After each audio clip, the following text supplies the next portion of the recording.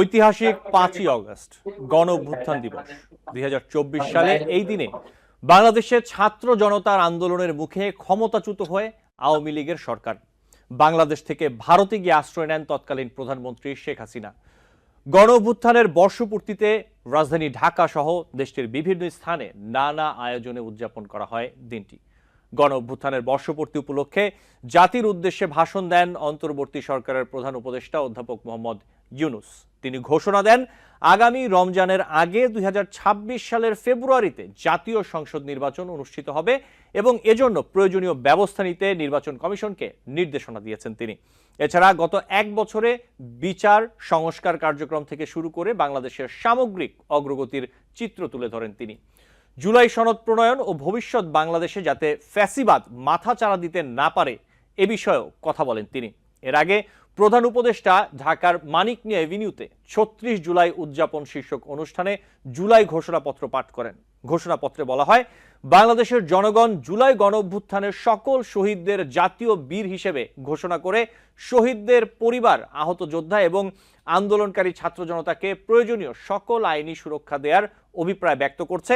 বলা হয়, পরবর্তী নির্বাচনে নির্বাচিত সরকারের সংস্কারকৃত সংবিধানের তফসিলে এ ঘোষণাপত্র সন্নিবেশিত থাকবে। দর্শক, টিভিএন 24 নিউজ নেটওয়ার্কের নিয়মিত আয়োজন আলোচনায় বাংলাদেশ অনুষ্ঠানে আপনাদের স্বাগত জানাচ্ছি আমি আশফাক আহমেদ। আজকের অনুষ্ঠানে আমাদের সাথে অতিথি হিসেবে যুক্ত আছেন শওকত আলী, সংগঠক দক্ষিণাঞ্চল জাতীয় নাগরিক পার্টি। আরও যুক্ত আছেন ইউনাইটেড পিপলস বাংলাদেশের কেন্দ্রীয় সদস্য জুলাই স্মৃতি বিষয়ক কমিটি প্রধান আব্দুল আজিজ ভুইয়া এবং আমাদের সাথে আরও আছেন সাকিন শাবাব, নির্বাহী সদস্য private university students alliance of Bangladesh PUSAB. আপনাদের স্বাগত জানাচ্ছি আলোচনায় বাংলাদেশ অনুষ্ঠানে। আপনারা তিনজনই গত বছরের জুলাই আন্দোলনে একদম রাজপথে ছিলেন, সম্মুখ সারির যোদ্ধা। সেই জায়গা থেকে আজকের দিনে এই গণঅভ্যুত্থানের দিনে আমি যদি একটু ছোট করে আপনাদের কাছে খুবই সংক্ষেপে জানতে চাই যে গত বছরের জুলাই আগস্টে যে রাজপথে আপনারা ছিলেন, এই স্মৃতি, আপনার যে স্মৃতি যদি একটু খুব সংক্ষেপে একটু তুলে ধরতেন। শওকত আলী, 2 মিনিট। জি।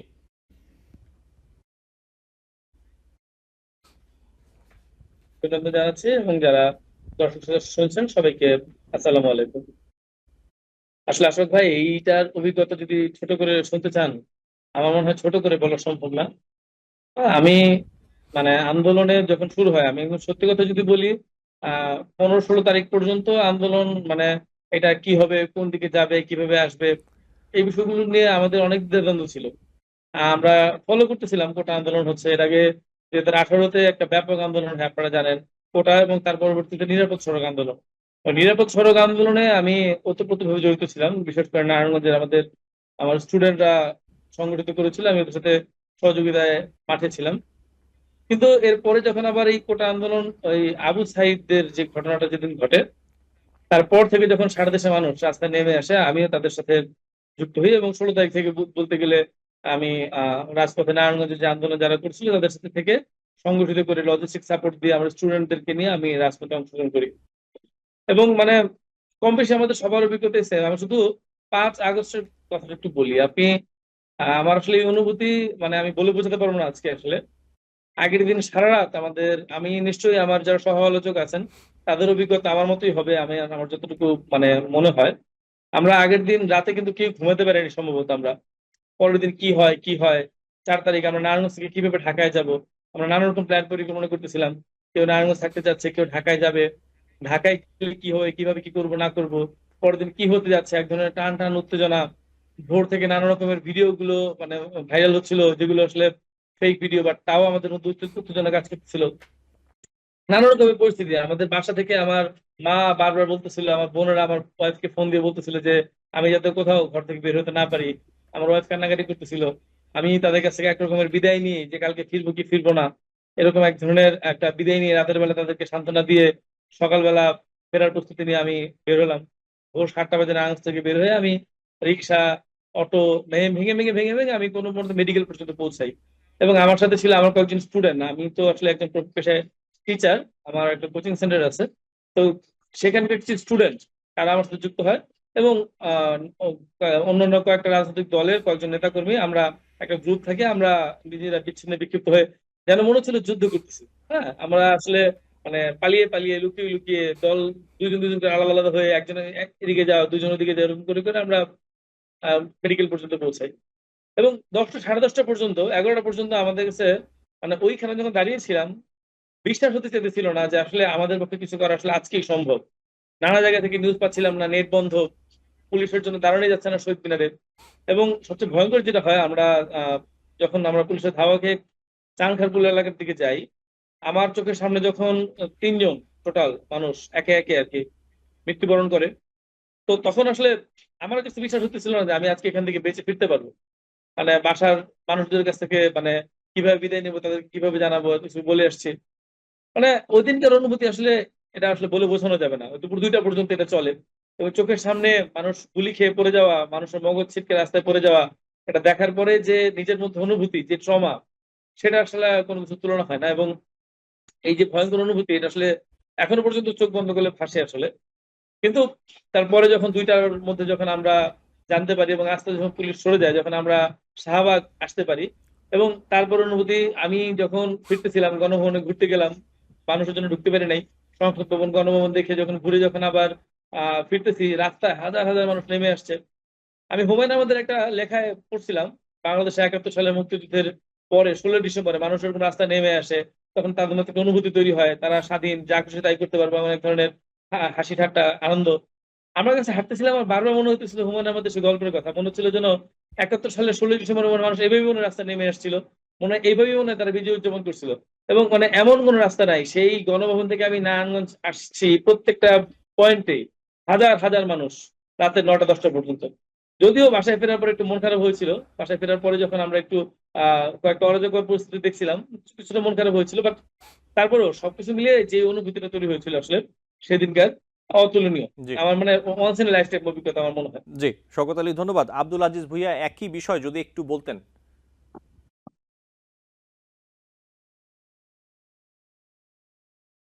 ধন্যবাদ। আহ, আজকে ছাত্র জনতা গণ অভ্যুত্থানের 1 বছর পূর্তি উপলক্ষে আমার সাথের যে আলোচক আছেন সবাইকে নয়া আজাদীর শুভেচ্ছা জানাচ্ছি। তো 2 মিনিটে আসলে আমার আগের আলোচক যা বলে গেছেন শওকত ভাই, যে আসলে এটা 2 মিনিটে কথা বলার মতো না। আর এখানে সম্ভবত আজকে সহ আলোচকদের মধ্যে আমি একমাত্র যে কিনা মৃত্যুর দুয়ার থেকে ফিরে এসেছি এবং 18 তারিখ থেকে গুলিবিদ্ধ হয়ে প্রায় 3 তারিখ পর্যন্ত হাসপাতালের মধ্যে ছিলাম। এবং জীবন মৃত্যুর সন্ধিক্ষণে আমার থাকার অবস্থা, মানে সেখানে আমার মৃত্যু, সবাই জানে যে আমার মৃত্যু হয়ে গেছে এবং আমাকে সকল সহযোদ্ধারা জানে যে আমার মৃত্যু হয়ে গেছে।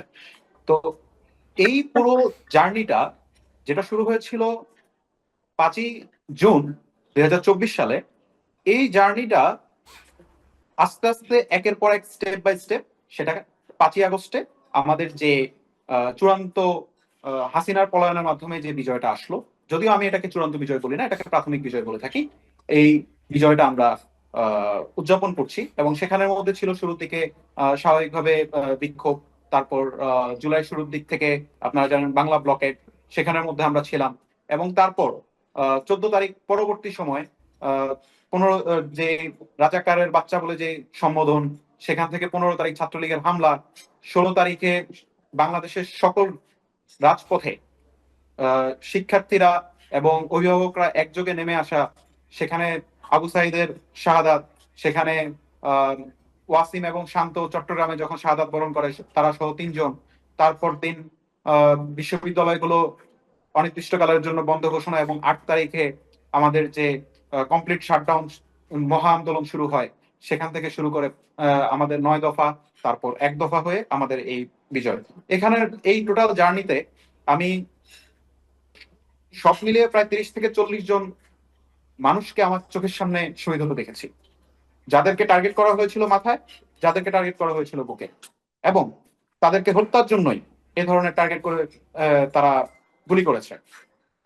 একযোগে রাষ্ট্রের সকল বাহিনী এবং সন্ত্রাসী লীগের যারা ছিল সকলে একযোগে রাস্তায় নেমে আসে এই ছাত্রদের যৌক্তিক দাবি, যে দাবিটা ছিল শুধুমাত্র শুরুতে কোটা আন্দোলন এবং কোটা সংস্কার, এই কোটা সংস্কারের দাবিকে তারা মেনে নিতে না পেরে তারা শুরুতে এই হত্যাকাণ্ডের সাথে সকলে একযোগে এই হত্যাকাণ্ডের সাথে অংশগ্রহণ করে।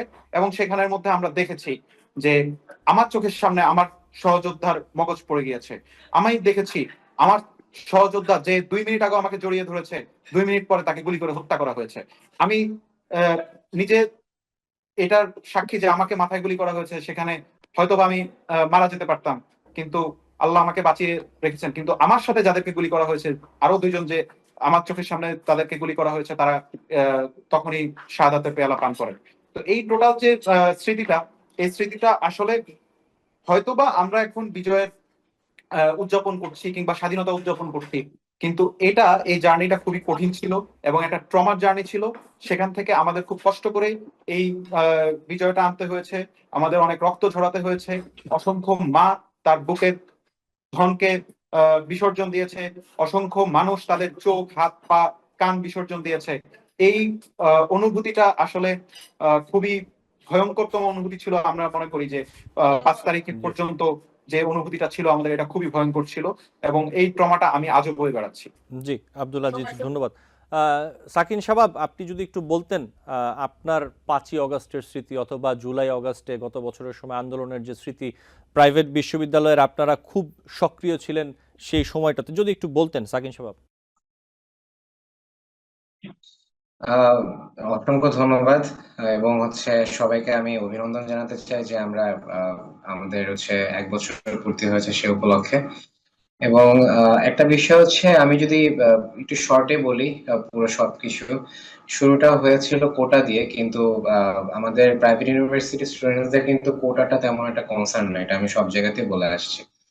আমরা ওই 16 জুলাই যখন নামছি, তার ঠিক আগের 15 জুলাই ঢাকা ভার্সিটিতে খুব সবার উপরে হামলা হয়েছিল। একটা মেয়ে ছিল, হাতে লাঠি দিয়ে খুব তার শরীর রক্তাক্ত অবস্থা ছিল। তো ওই ছবিগুলা যখন আমরা দেখতে পারলাম, তার উপর যখন আমরা দেখতেছি প্রতিটা ক্যাম্পাস বন্ধ হয়ে যাচ্ছে, ঢাবির হল বন্ধ করে দিচ্ছে, স্টুডেন্টদের উপরে হামলা হচ্ছে, তো তখন তো আর বসে থাকা যায় না। তো ঠিক সেই প্রেক্ষিতে আর কি মাঠে নামাটা 16 জুলাই ব্র্যাক বিশ্ববিদ্যালয় থেকে আমি আন্দোলন শুরু করেছি। তখন আমার শুরুটা হয় 16 জুলাই দিয়ে। তো 16 জুলাই আন্দোলনে আমাদের একটাই মোটিভ ছিল যে এই যে মানে হাতটা যে তোলা হয়েছে, এই যে আমাদের শিক্ষার্থীদের ন্যায্য অধিকারের জায়গায় মানে একটা চাপিয়ে দিচ্ছে তাদের নিজেদের স্বেচ্ছাচারী সিদ্ধান্তগুলো, এগুলো আমাদের কাছে খুবই মানে ব্যথিত লাগছে এবং আমরা এটার জন্যই নামছি। এরপরে তো একদিন বা একদিন ডেইলি দেখা যাচ্ছে কি যে সবাইকে মারা শুরু করছে, যেই নামতেছে রাস্তায় তাকেই মারতেছে। এখানে ছাত্র জনতার সাথে মানে পুরো একটা মানে কিভাবে জানি বুঝায় বলে একটা মানে স্ফুলিঙ্গ তৈরি হয়ে গেছে, যেটা আর কি আপনার শেখ হাসিনা বুঝতে পারেনি। এখানে প্রাইভেট ইউনিভার্সিটি স্টুডেন্টসদেরকে আমি বেশি ভূমিকা দিতে চাই, আমি নিজে প্রাইভেট ইউনিভার্সিটি স্টুডেন্টস। কারণ আপনি চিন্তা করে দেখবেন 2018 সালেও যখন কোটা আন্দোলনটা যখন হয়, তখন কিন্তু প্রাইভেট ইউনিভার্সিটি স্টুডেন্টরা কিন্তু নামছিল। ওই সময় স্টুডেন্টসের উপর হামলা হয়েছিল এবং আপনার আরো ধরেন যে ওই সময়টার আন্দোলনটা অনেকটা বড় দিকে আগাচ্ছিল, কিন্তু কোনো একটা কিছু রিজনের কারণে আন্দোলনটা ওই সময় আর সামনের দিকে আর আগায়নি। হয়তো একটা ডিসিশন আসলে ওই সময় সেটা বন্ধ হয়ে গেছিল। কিন্তু এবার আন্দোলন যেটা হলো যে আপনি ধরেন 16-17 বছর ধরে একটা জাতিকে আপনি দাবায় রাখতেছেন, আপনি কোনো কথা বলতে দিচ্ছেন না, আপনার কোনো রাজনৈতিক স্বাধীনতা নাই, আপনি ওই কেউ দাড়ি নিয়ে বের হলে তাকে আপনি জামাত শিবির ট্যাগ দিচ্ছেন বা জঙ্গি ট্যাগ দিচ্ছেন। তো এই ধরনের যখন আপনি মৌলিক অধিকারগুলোকে সরায় ফেলেন, তারপরে আপনি যখন আপনার নিজের শাসনের মতো নিজের মতো যা খুশি তা করেন, তখন তো আর স্টুডেন্টরা বসে থাকবে না। সো প্রাইভেট ইউনিভার্সিটি স্টুডেন্টরা এই কারণেই নামছে, আমারও এই কারণেই নামা। আর আমার সবচেয়ে বেশি মেমোরেবল একটা মানে যেটা আমি কখনো ভুলবো না, সেটা 18 জুলাই যখন দেখছি মাথার উপর হেলিকপ্টার ঘুরতেছে। হয়তোবা সেটা যে কোনো সময় ব্র্যাকের উপরে নামতে পারে, কিন্তু পরবর্তীতে আমরা বুঝাইলাম যে আমাদের অথরিটি থেকে বোঝানো হলো, ওখানে কল দেওয়া হলো যে না, ব্র্যাকে কোনো পুলিশকে আটকে রাখা হয়নি, কাহানি ইউনিভার্সিটিতে আটকে রাখা হয়েছিল 18 জুলাই যখন কাহানি ইউনিভার্সিটির উপরে পুলিশ যখন রেস্কিউ হয় হেলিকপ্টার দিয়ে। এবং ওই সময় আমার সামনে শহীদ জিল্লুরের লাশটা পর্যন্ত আসে। তো সবকিছু দেখছি ভাই, মানে একটা সিনেমাকেও হার মানায়। জি, তো এটাই আমার আমার আপনার স্মৃতি বা যেটাই বলতে পারেন। জি, ধন্যবাদ আপনাকে শওকত আলী, আব্দুল আজিজ ভুঁইয়া, আপনার সাথে থাকবেন। একটি ছোট্ট বিরতি নিব, বিরতি থেকে ফিরে আপনাদের সাথে আরো কথা বলবো। দর্শক, আলোচনায় বাংলাদেশ অনুষ্ঠান নিচ্ছি ছোট্ট একটি বিরতি, সাথে থাকবেন।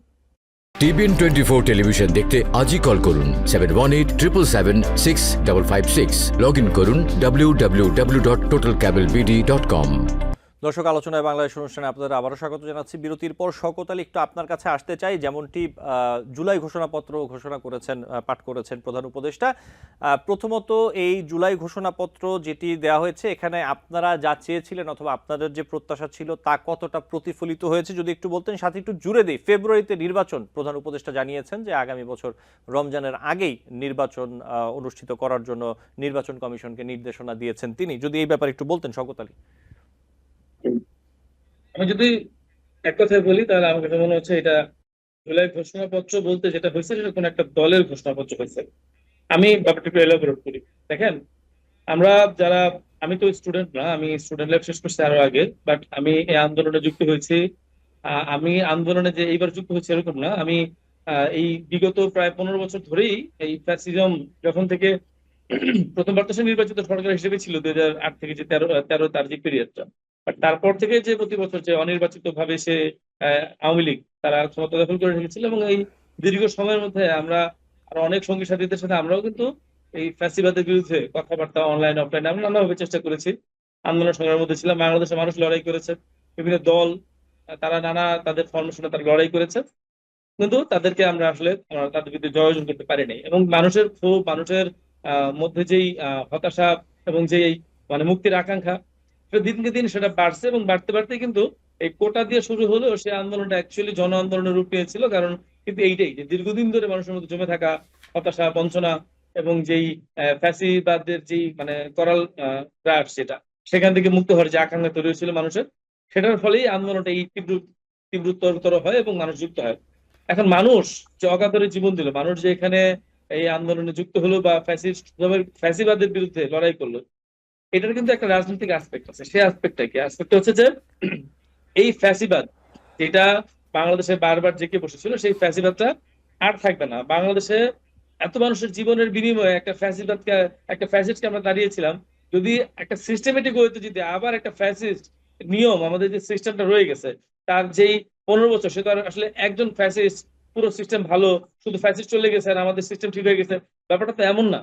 ব্যাপারটা হচ্ছে পুরো সিস্টেমটাই এই ফ্যাসিস্টকে সহায়তা করেছিল, এবং অথবা আমরা উল্টা করে বলতে পারি যে সেই তারা তাদের ফ্যাসিজমকে বজায় রাখার জন্যই তাদের সিস্টেমটাকে তাদের মেকানিজম গুলো তৈরি করেছে। এখন এই সিস্টেম, সেই মেকানিজম, সেই ব্যুরোক্রেসি সব তো আগের মতোই আছে, নির্বাচন ব্যবস্থা থেকে শুরু করে সবকিছু।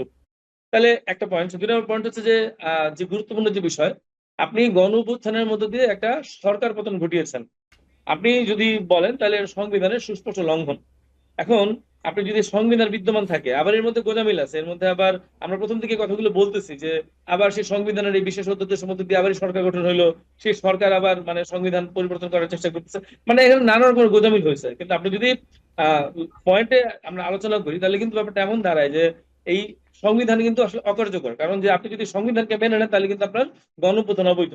আপনি যদি গণঅভ্যুত্থানকে বৈধ দিতে চান তাহলে আপনাকে তার জনগণের অভিপ্রায়, জনগণের আকাঙ্ক্ষা বাস্তবায়ন করে এমন একটা সংবিধান আপনাকে তৈরি করতে হবে। কিন্তু এই ঘোষণাপত্রে কি আছে আপনি দেখেন, ঘোষণাপত্রে বলা হয়েছে যে মানে যেই আকাঙ্ক্ষাগুলোর কথা বলছে প্রথমে তারা প্রস্তাবনায়, এবং তারপরে গিয়ে তারা বলছে যে মানে নির্বাচিত সরকার যৌক্তিকভাবে কি যেন বলছে, যৌক্তিক সময়ের মধ্যে নির্বাচন হবে এবং নির্বাচিত সরকার ক্ষমতায় আসার পরে তারা এই সমস্যাগুলো সমাধান করবে বা সংবিধানের সংযোজন করবে বা প্রয়োজনীয় সংস্কার করবে। আচ্ছা, এই ঘটনাটা আমাদের 91 সালে কি হয় নাই? 3 জোটের যে রূপরেখা ছিল, সেই রূপরেখাকে বাস্তবায়ন করার পরে যে সরকার ক্ষমতায় এসেছিল নির্বাচিত সরকার, তাহলে কি তারা কি বাস্তবায়ন করেছিল? 1 নম্বর কথা। 2 নম্বর কথা হচ্ছে যে আপনি যদি এই পয়েন্টটা নির্বাচিত সরকারের হাতে ছেড়ে দেন, নির্বাচিত সরকার মানে কি, তারা কত পার্সেন্ট ভোট পায়? বাংলাদেশে এই ইন্টারিম গভর্নমেন্ট বর্তমান যেটা ডক্টর ইউনূস মোহাম্মদ ইউনূসের নেতৃত্বে গঠিত হয়েছিল, এই সরকারের চেয়ে বেশি জনপ্রিয়তা নিয়ে, বেশি জনগণের ম্যান্ডেট নিয়ে আর কোন সরকার গঠিত হয়েছে বাংলাদেশের ইতিহাসে? এত জনপ্রতিনিধি নিয়ে যে সরকার গঠিত হয়েছিল, জনগণ তো সম্পূর্ণ সারা দেশের জনগণ এই সরকারকে সাপোর্ট দেওয়ার জন্য প্রস্তুত ছিল, সারা দেশের মানুষ এই সরকারের পিছনে ব্যাকআপ দিচ্ছিল। তাহলে জনগণের অভিপ্রায় বাস্তবায়ন করে প্রয়োজনীয় সংস্কার এবং বিচার এই সরকার কেন করতে পারলেন না? তাদেরকে কেন এই 1 বছর পরে এসে তাদেরকে বলতে হচ্ছে যে আমাদের তাহলে নির্বাচিত সরকারের হাতে আমাদের সংস্কার ছাড়তে হবে? তাহলে আপনারা তাহলে 1 বছর কেন ক্ষমতা থাকলেন? আপনারা তাহলে 3 মাসের মধ্যে নির্বাচন দিয়ে আপনারা চলে যেতে পারতেন, নির্বাচিত সরকারের হাতে আমরা তাহলে আমরা পরবর্তী সংস্কারের আশায় থাকতাম। কিন্তু সেই ব্যাপারটা কিন্তু আসলে আপনি 1 বছর পরে যদি এসে বলেন এই কথা, এই বক্তব্য, তাহলে কিন্তু সেটা আসলে মানে জি এটা আমি মনে করি এটা শহীদ এবং আহতদের সাথে সুস্পষ্ট বেইমানি। এই রক্তের বিনিময়ে এই সরকার গঠিত হয়েছে, এই সরকার ভোটের বিনিময়ে, ভোটের মাধ্যমে গঠিত হয় শওকত নাই। আলী, এবং এই ফেব্রুয়ারিতে দেশের সারা নির্বাচন, দেশের মানুষ, জি ফেব্রুয়ারিতে নির্বাচন, এই বিষয়টি যদি একটু বলতেন আপনি, আপনি জি হ্যাঁ, এই সরকার ঘোষণা করেছে ফেব্রুয়ারিতে নির্বাচন।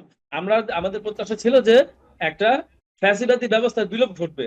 সুতরাং সেই ফ্যাসিবাদী ব্যবস্থা কোথায় কোথায় আছে? আমাদের নির্বাচন ব্যবস্থার মধ্যে আছে, আমাদের সংবিধানের মধ্যে আছে, আমাদের আমলাতন্ত্রের মধ্যে আছে, আমাদের পার্লামেন্টের ব্যবস্থার মধ্যে আছে। এখন এই পুরো ব্যবস্থাটা কি কোনো কোথাও চেঞ্জ আসছে? যে আমরা যেই সংস্কারের কথা বলতেছি বা যেই আকাঙ্ক্ষা থেকে আমরা ফ্যাসিবাদী ব্যবস্থা বিলুপ্ত আছি, সেটা কি চেঞ্জ হয়েছে? সেটা যদি চেঞ্জ না করে শুধুমাত্র নির্বাচনের হওয়ার জন্য নির্বাচন হয়, তাহলে আমি মনে করি সেটা ফেব্রুয়ারিতে কেন না, কালকেও হইতে পারে। এইটার জন্য আসলে আমাদের আর সময় ক্ষেপণ করার জি দরকার নেই। শওকত আলী, আমি আমি মনে করি যদি আমাদের যে প্রয়োজনীয় সংস্কার, যেটা আমাদের আকাঙ্ক্ষা ছিল, জন আকাঙ্ক্ষা ছিল, সেটা বাস্তবায়ন করার পরে আমাদের এর আগামী সময় আপনার টকশোতে বলেছিলাম যে যে কোনো সময় নির্বাচন হইতে পারে, সেটা অসুবিধা নাই। কিন্তু আমাদের তো এই গণ অভ্যুত্থানের যে আকাঙ্ক্ষা, মানুষের যে চাহিদা, মানুষের যে ইচ্ছা, বিচার এবং সংস্কার, এইগুলো তো একটা কার্যকরী বা একটা রোড ম্যাপ আমাদের দেখাতে হবে, অ্যাটলিস্ট একটা আমাদেরকে দেখাতে হবে যেটা এই সময়ের মধ্যে এটা একটা যৌক্তিক সময়ের মধ্যে এটা সমাধান হবে, তাকে কিছু জিনিস শুরু করতে হবে। আমরা সেই জিনিসটা দেখতেছি না। সুতরাং এই ব্যাপারে জি আমরা হতাশ। আমি আমার দলীয় বক্তব্য বলতেছি না, আমি আমার ব্যক্তিগত জায়গা থেকে আলোচনা শওকত করলাম। আলী, আপনার আমার কাছে দলীয় বক্তব্য হয়তো আপনার আমি কাছে করতে অতিরিক্ত আরেকটি প্রশ্ন আমার কাছে আছে, একটু আপনার কাছে জানতে চাই।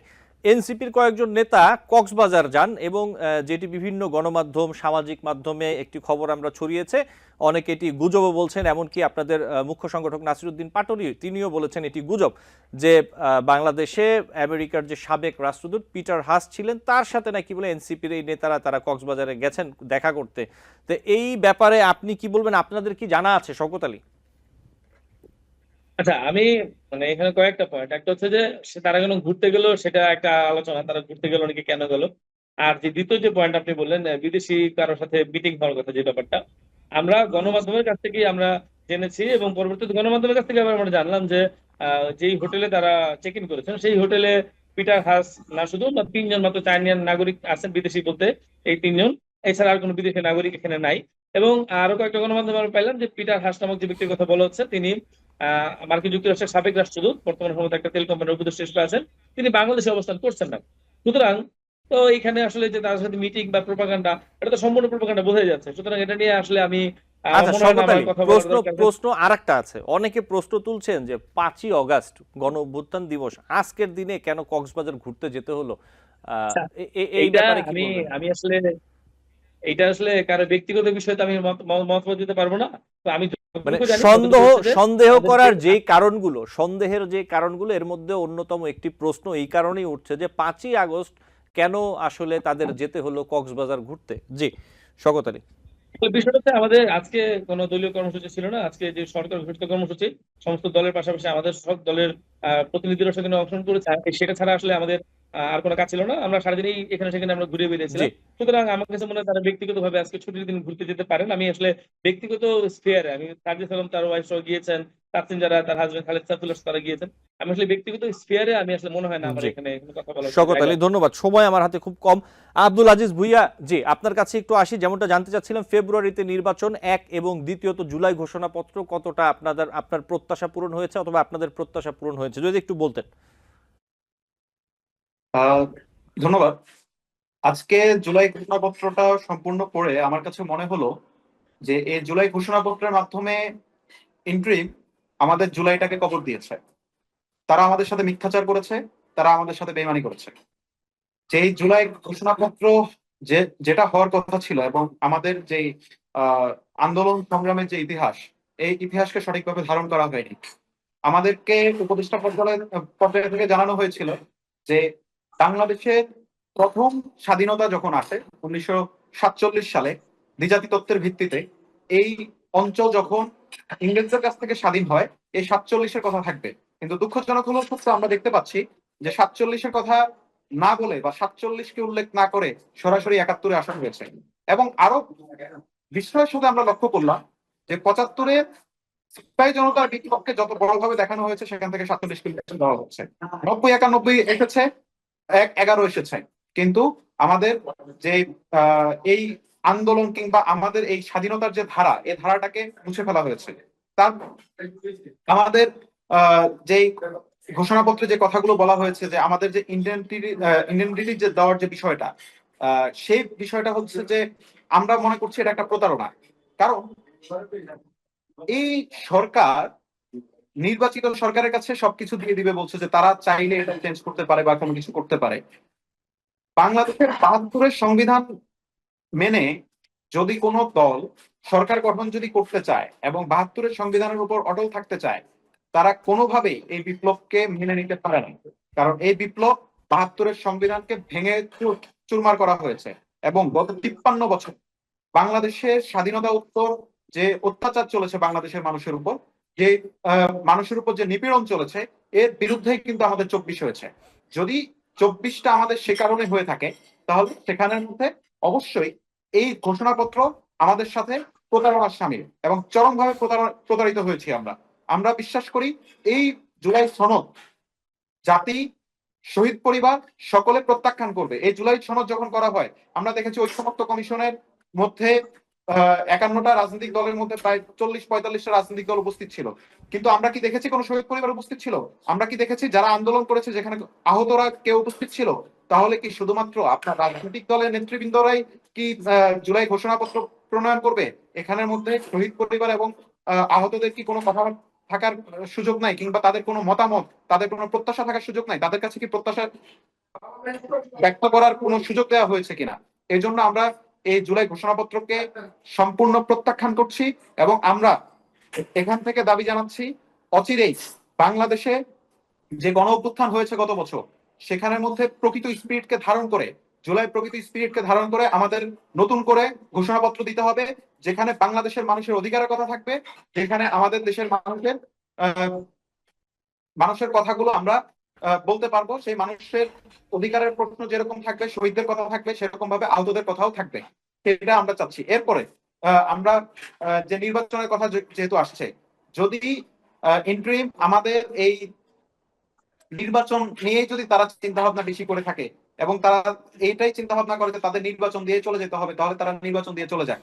আমরা নির্বাচিত সরকারের কাছে আমরা এই দাবিটা আদায় করব। শুধুমাত্র এই যে ১-১.৫ বছর আপনি সময় নষ্ট করলেন, আপনি এখনো পর্যন্ত আমরা এই জুলাই ঘোষণাপত্র দেখেছি, প্রায় তারা বলেছেন ১,০০০ শহীদ। আমার লজ্জা হয় জানতে যে যেখানে জাতিসংঘের ফ্যাক্ট ফাইন্ডিং টিম বলেছে প্রায় ১৫০০ শহীদ, সেখানের মধ্যে সরকার বলছে ১,০০০ শহীদ। অবশ্যই তার মধ্যে দুইজনের একজন অবশ্যই মিথ্যা কথা বলছে। হয় আমাদের সরকার মিথ্যা কথা বলছে, নাহলে জাতিসংঘের ফ্যাক্ট ফাইন্ডিং টিম মিথ্যা কথা বলছে। আমরা কাকে বিশ্বাস করব?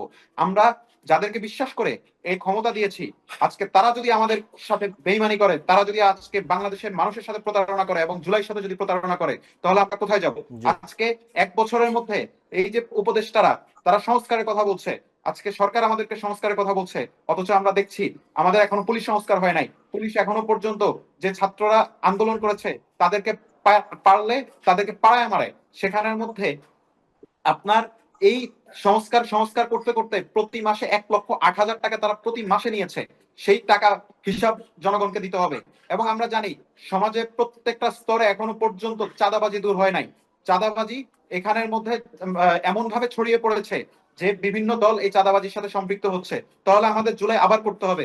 আমরা এখান থেকে বলতে চাই যে আমাদের জুলাই শেষ হয় নাই, আমাদের জুলাই চলবে যতক্ষণ পর্যন্ত বাংলাদেশের মধ্যে আমরা প্রকৃত স্বাধীনতা না পাবো, ততক্ষণ পর্যন্ত আমাদের জুলাই চলবে।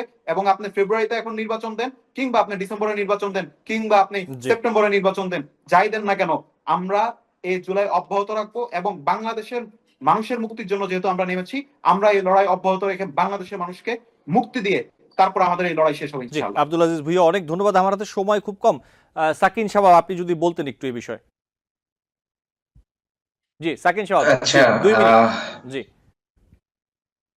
জি, প্রথমত আপনার বিষয়টা হচ্ছে যে আপনি যদি জুলাই সনদের কথা বলেন, আমার কাছে আমি এখানে অনেকে অনেক কথা বলে ফেলছে, আমার নতুন করে অ্যাড করার কিছু নাই। তবে অবশ্যই প্রত্যাশার মতো হয়নি।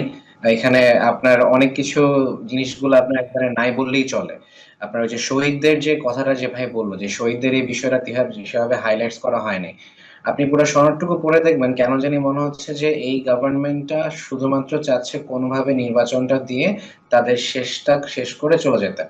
কিন্তু আমাদের যারা আমরা এই জুলাই আন্দোলনে ছিলাম বা যারা এই যে প্রাণ হারালো, যারা রক্ত দিল, তারা তো একটা এক্সপেকটেশন নিয়ে মাঠে নামছিল। এক্সপেকটেশনটা ছিল হচ্ছে আপনি হচ্ছে দেশটা কিভাবে সংস্কার করবেন, দেশে কিভাবে আপনি অপরচুনিটি ক্রিয়েট করবেন, কিভাবে জব সেক্টর গুলো বাড়াবেন, এবং কিভাবে আপনি একটা শান্তি পরিবেশ রাখবেন যেন কেউ এসে সংবিধান বারবার চেঞ্জ না করতে পারে বা কেউ এসে সংবিধানের পরিবর্তন নিয়ে মানে মানে কথাবার্তা না বলতে পারে। আপনি সে ধরনের কোনো আলাপ আলোচনা বা কোনো সংস্কার তো হয়ই নাই। সংস্কার উল্টা হচ্ছে, তারা পাচ্ছে না হচ্ছে নির্বাচিত সংস্থার কাছে দিয়ে যাচ্ছে, নির্বাচিত সরকারের কাছে। এখন আমার প্রশ্ন হচ্ছে, এই গভর্নমেন্টটা হইছে তো ভাই হচ্ছে মেইনলি দুটো কারণে। একটা হচ্ছে কি যে বিচার প্রক্রিয়াটা করার জন্য পরিপূর্ণভাবে, এবং আরেকটা হচ্ছে কি যে আপনার সংস্কারগুলো করার জন্য। জি। ওটা হচ্ছে আমরা হচ্ছে বিচার তো এখন পর্যন্ত ট্রাইব্যুনালে মাত্র একজন সাক্ষী এখন পর্যন্ত আসতে পারছে। সো আপনি যদি সবকিছু মিলায় দেখেন, আমার কাছে মনে হচ্ছে কি যে জুলাই সনদটা শুধুমাত্র কোনো মতন দিতে পারলেই হলো এভাবে দেওয়া হয়েছে।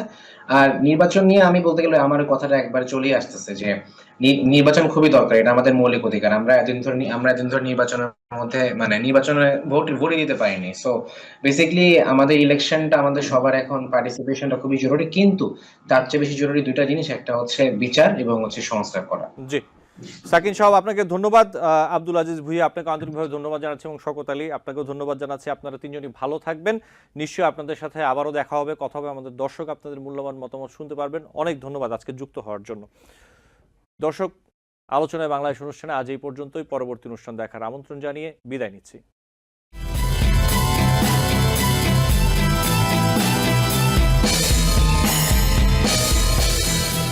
টিভিএন 24 টেলিভিশন দেখতে আজই কল করুন 7187776556। লগ ইন করুন www.totalcablebd.com।